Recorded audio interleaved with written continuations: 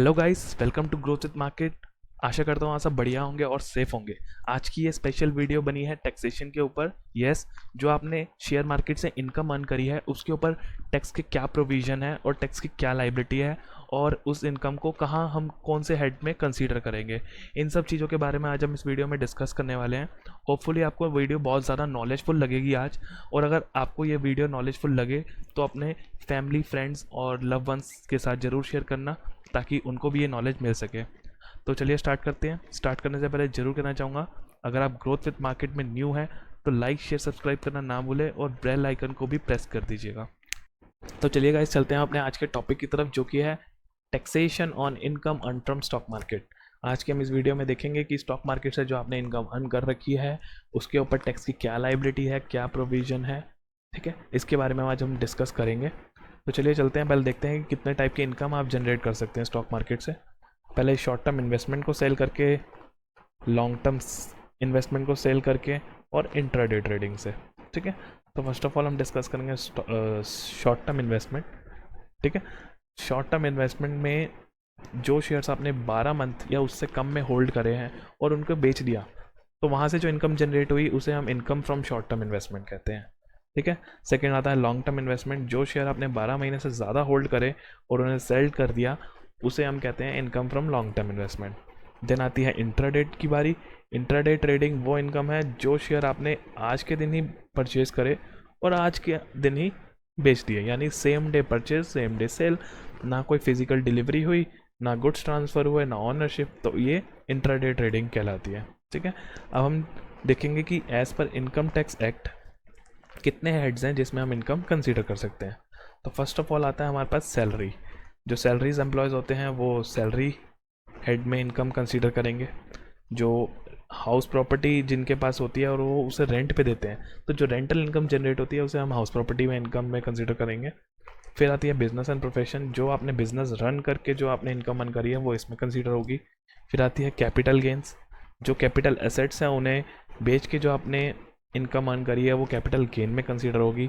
मैं आपको बता दूं, कैपिटल एसेट्स से मेरा मतलब यहाँ पर है land, building, trademark, patent, house property, shares और डिबेंचर, बॉन्ड्स, ये सब आपके कैपिटल एसेट्स में आते हैं। ठीक है, बाकी जो ऊपर के 4 हेड्स मैंने आपको दिखाए, जो इनकम उनमें कवर ना हुई वो अदर सोर्सेज में आती है। ठीक है, ऊपर के किसी भी हेड्स में नहीं आई, जो बची है वो अदर सोर्सेज में आ जाएगी। ठीक है, अब देखेंगे कि जो शेयर मार्केट की इनकम है, जो हमने शेयर मार्केट की इनकम अर्न करी है, वो as per income tax act कौन से हेड में कंसीडर करनी चाहिए। ठीक है, जो फर्स्ट दो है हमारी शॉर्ट टर्म कैपिटल गेन, यानी कि short term investment, income from short term investment, और जो लॉन्ग टर्म इन्वेस्टमेंट है वो हमारी आएगी कैपिटल गेन में। ठीक है, क्योंकि शेयर्स जो होते हैं वो एक कैपिटल एसेट कंसीडर होते हैं, तो उनको सेल करना, फिर बेचना और इनकम जनरेट करना, उसे कैपिटल गेन में कंसीडर करते हैं। ठीक है, फिर सेकंड थिंग आती है आपकी इंट्राडे ट्रेडिंग। ठीक है, वो ट्रेडिंग जो कि आपने डे टू डे बेसिस पे करी है, यानी आज के आज शेयर्स खरीदे और आज के आज बेच दिए, तो ऐसी जो ट्रेडिंग है ये बिजनेस बन जाती है। ठीक है, ये कोई नॉर्मल पर्सन नहीं करता है। जो फुल्ली प्रोफेशनल होते हैं वही इंटरडे ट्रेडिंग करते हैं, पूरा टाइम अपना देते हैं, होल टाइम बिजनेस उनका ये रहता है। तो इसलिए इसे बिजनेस एंड प्रोफेशन में कवर किया जाता है, और बिजनेस और प्रोफेशन में भी स्पेक्यूलेटिव इनकम में कंसीडर किया जाता है। ऑर्डिनरी बिजनेस इनकम में नहीं, स्पेक्यूलेटिव बिजनेस इनकम में कंसीडर किया जाता है। ठीक है, अब शॉर्ट टर्म कैपिटल गेन में क्या क्या कवर होता है मैं आपको बताता हूँ।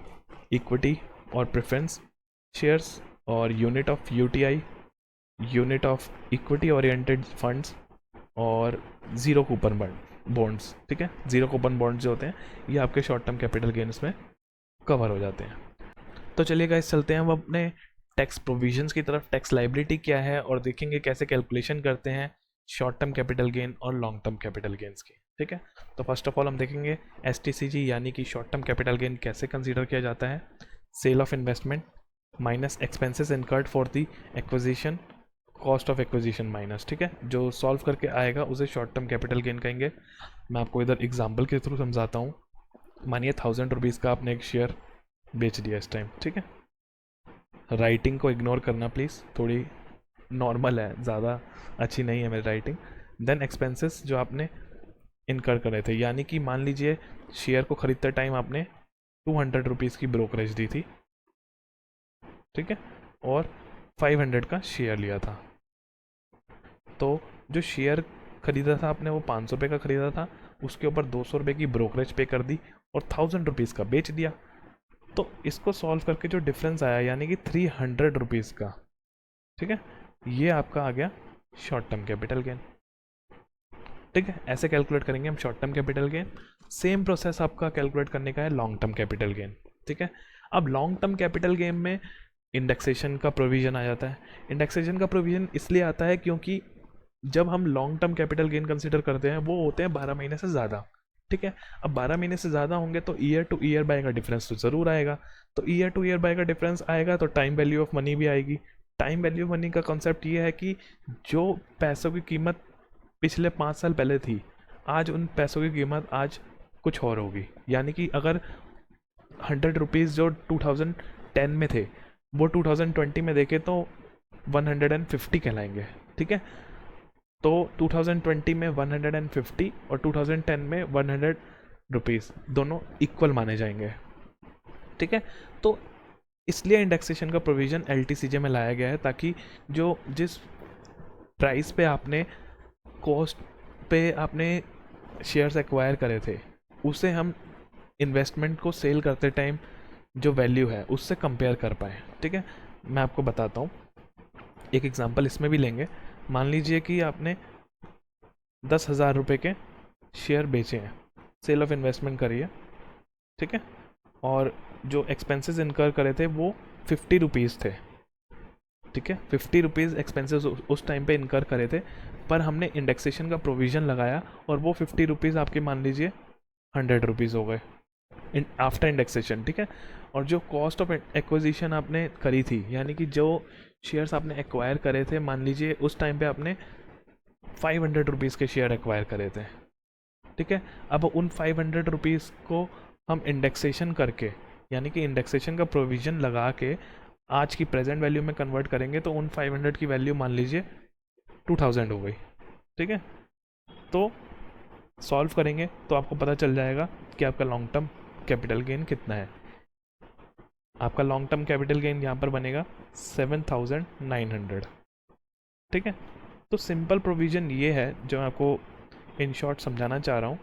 इंडेक्सेशन का मतलब है कि वो प्रोविज़न जिसके थ्रू जो आपकी पास्ट की वैल्यू है यानी कि जो आपने परचेज वैल्यू है उसको प्रेजेंट वैल्यू में कन्वर्ट करके कंपेरेबल बनाना ताकि आप सही अमाउंट ऑफ टैक्स पे कर पाए।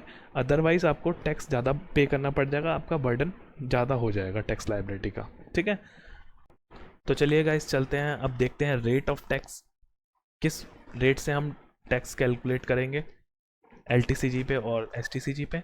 जैसा कि आपको मैंने बताया था, ड्यूरेशन STCG में 12 मंथ या उससे कम, LTCG में 12 मंथ या उससे ज़्यादा। STCG के केस में जो टैक्स लायबिलिटी है आपको 15% के रेट से कैलकुलेट करनी पड़ेगी और 4% सेस भी आपको उसके ऊपर कैलकुलेट करना पड़ेगा। ये जो 4% सेस होगा ये 15% जो आपकी टैक्स लायबिलिटी आएगी उसके ऊपर होगा, ना कि आपके शॉर्ट टर्म कैपिटल गेन के ऊपर। और जो लॉन्ग टर्म कैपिटल गेन है उसमें 1 लाख रुपीज़ आपका एग्जेम्प्ट होगा और उसके बाद जो होगा वो 10% के रेट से टैक्सेबल होगा, पर इसमें आपको इंडेक्सेशन का बेनिफिट नहीं देगी।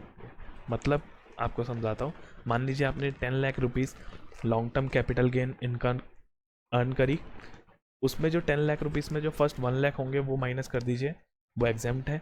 रेस्ट जो आपके 9 लाख रुपीज़ हैं उसके ऊपर आपको 10% कैलकुलेट करना पड़ेगा यानी कि 90,000। ठीक है, वो आपकी टैक्स लायबिलिटी बनेगी और आपको इंडेक्सेशन का benefit long term capital gain of on equity share उस पर नहीं मिलेगा। ठीक है, अब आते हैं हम अपने डेट्स बॉन्ड्स, इनकी बात करते हैं। इनके में ड्यूरेशन चेंज है। डेट्स और बॉन्ड्स के केस में जो ड्यूरेशन है STCG यानी शॉर्ट टर्म कैपिटल गेन तभी मान जाएगा जब आपने उसे 3 ईयर से कम होल्ड कर रखा है और बेचा है। और लॉन्ग टर्म कैपिटल गेन तब माना जाएगा हम जब उसे 3 साल से ज़्यादा होल्ड करके बेच रहे हैं। ठीक है, रेट ऑफ टैक्स हमारा क्या होगा डेट्स और बॉन्ड्स के ऊपर? रेट ऑफ टैक्स होगा हमारा स्लैब रेट के ऊपर। जी हाँ, जो इनकम टैक्स का स्लैब रेट नॉर्मल चल रहा है उसके ऊपर ही रहेगा, यानी कि जो टोटल इनकम होगी उसमें हम short term capital gain on debenture और बॉन्ड्स एट्सेट्रा ऐड कर देंगे और स्लैब रेट की तरफ से कैलकुलेट कर देंगे, ठीक है। बट जो लॉन्ग टर्म कैपिटल गेन होगा, ठीक है, जो लॉन्ग टर्म कैपिटल गेन होगा डेट्स बॉन्ड्स वगैरह पे, ठीक है, उस पर 20% का रेट है, यानी कि 3 साल से ज़्यादा आपने उसे होल्ड करा और बेचा तो उसके ऊपर जो टैक्स लाइबिलिटी है वो 20% रेट के अकॉर्डिंग कैलकुलेट करनी पड़ेगी, और इसमें आपको इंडेक्सेशन का बेनिफिट भी मिल जाएगा, ठीक है। कंफ्यूज मत होना, लिस्टेड इक्विटी शेयर्स के मामले में आपको इंडेक्सेशन का बेनिफिट नहीं मिलेगा। 1 लाख रुपीज़ एग्जाम्प्ट है और 10% के रेट पे आपको टैक्स पे करना पड़ेगा, और डिबेंचर और बॉन्ड्स के केस में आपको 20% के रेट पे टैक्स पे करना पड़ेगा, और इसमें आपको इंडेक्सेशन का बेनिफिट मिल जाएगा, ठीक है।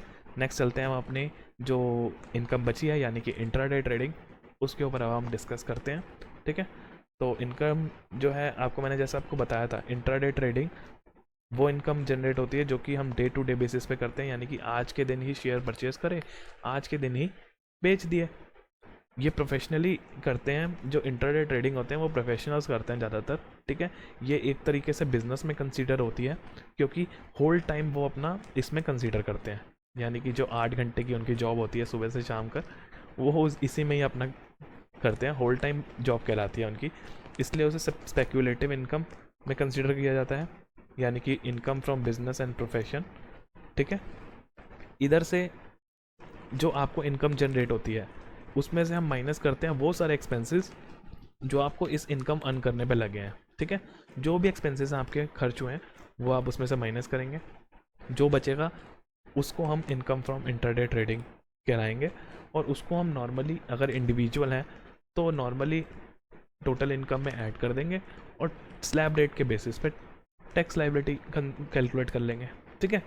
अब आते हैं हमारे taxation on income from dividend, यानी कि जो डिविडेंड आपको मिलता है, जो आपने शेयर्स होल्ड कर रखे हैं either long term short term, उसके ऊपर जो डिविडेंड मिल रहा है आपको ईयरली बेसिस पे, उस डिविडेंड को हम कैसे कंसीडर करेंगे, उस डिविडेंड को हम इनकम फ्रॉम अदर सोर्सेज में डालेंगे, ठीक है। Income from other sources head है, उसमें हम कंसीडर करेंगे, और जो नॉर्मल टैक्स प्रोविजन के जो स्लैब रेट चलता आ रहा है उसमें कंसीडर करेंगे, यानी कि इसको भी टोटल इनकम में ऐड करके जो स्लैब रेट होगा, ठीक है, इनकम टैक्स एक्ट के अकॉर्डिंग जो स्लैब रेट होगा उसके अकॉर्डिंग हम कैलकुलेट कर देंगे, ठीक है। अब आशा करता हूँ आपको आज की वीडियो बहुत ज़्यादा अच्छी लगेगी और नॉलेजफुल लगी होगी, ठीक है। बहुत ज़्यादा मैंने देखा है पब्लिक डिमांड करती है कि इनकम तो उन्होंने अर्न कर ली बट उसके ऊपर टैक्सेशन की क्या प्रोविज़न है, क्या लाइबिलिटी है, वो उनको नहीं पता होती, तो इस वीडियो के थ्रू आपको वो अच्छे से अब पता चल जाएगी। अब आपको मैं एक डिस्क्लेमर ज़रूर देना चाहूँगा कि कोई भी स्टेप लेने से पहले प्लीज़ फाइनेंशियल एडवाइज़र की एडवाइस ले लेना, और जो ये ITR का काम है यानी कि इनकम टैक्स रिटर्न जो है, आपकी जो मनी है इसके ऊपर जो इनकम टैक्स जाएगी ये आपको ज़रूर फाइल करनी पड़ेगी, और इससे चार्टर्ड अकाउंटेंट के थ्रू ही फाइल करवाना जो कि प्रोफेशनल है, अदरवाइज़ आपको डिपार्टमेंट से एक नोटिस फेस करना पड़ सकता है, ठीक है। ज़रा से भी माइनर मिस्टेक हो गई, कुछ भी माइनर मिस्टेक हो गई, कुछ भी गलत प्रोविज़न सेक्शन आपने सिलेक्ट कर लिया, ठीक है, गलत कैलकुलेशन कर ली, तो आपको इनकम टैक्स का तुरंत नोटिस आ जाएगा, ठीक है। तो उससे बचने के लिए आप प्रोफेशनल के पास जाएं और वहाँ जाके उनसे यानी कि चार्टर्ड अकाउंटेंट जो है उनसे अपनी ITR फिल करवाएं, ठीक है। आशा करता हूँ आपको आज की वीडियो बहुत पसंद आई होगी, नॉलेजफुल लगी होगी। लाइक शेयर सब्सक्राइब करना ना भूलें, और अपने फैमिली फ्रेंड्स और बिलव वंस को ज़रूर शेयर करें। Thank you.